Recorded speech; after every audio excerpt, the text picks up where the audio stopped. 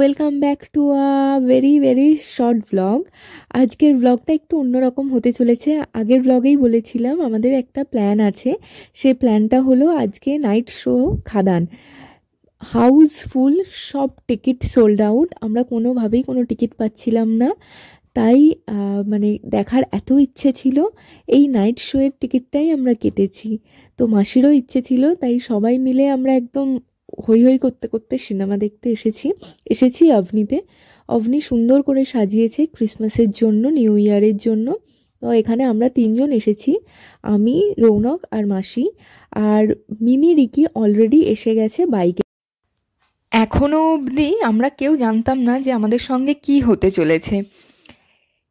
এখন উঠছি, গিয়ে দেখলাম যে রিকি একটা কাণ্ড করেছে। তোমরা ব্যাপার ঘটছে, আমরা সিনেমা দেখতে এসেছি খাদান, এর মধ্যে রিকি একটা ওর হুডির আছে, এই যে টুপিটা একটা পার্ক নিয়ে ঢুকেছে। আমরা দেখবো আজকে আমরা ধরা পড়ছি কিনা, ভয়ও লাগছে, দেখি কি হয়, এগুলো আদৌ সত্যি হয় কিনা। এতদিন আমি ভিডিওতেই দেখেছি যে এরকম এক্সপেরিমেন্ট সবাই করছে আর ধরাও পড়ছে না, আজ আমাদের সঙ্গে প্রথমবার হবে। তো একটু ভয় ভয় নিয়েই আমরা ঢুকছি। টিকিট অলরেডি কাটাই আছে।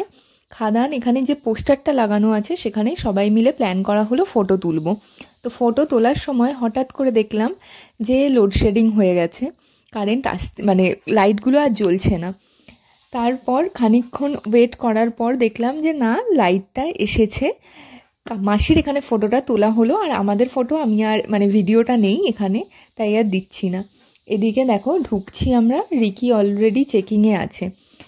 রিকি তো বেরিয়ে গেছে, কিন্তু প্রবলেমটা হলো আমার ব্যাগে একটা কৌটো ছিল, যেহেতু অফিস ব্যাগ, তাই আমি ভুলে গেছিলাম এটা বের করতে।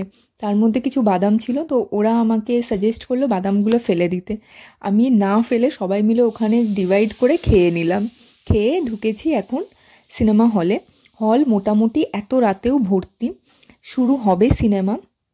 চলো আমি কোনো রকম ক্লিপ এখানে দেখাবো, তোমরা জানিও এই রকম কে কে করেছো। আজকের মতো ব্লগটা এইটুকুই, চলো টাটা।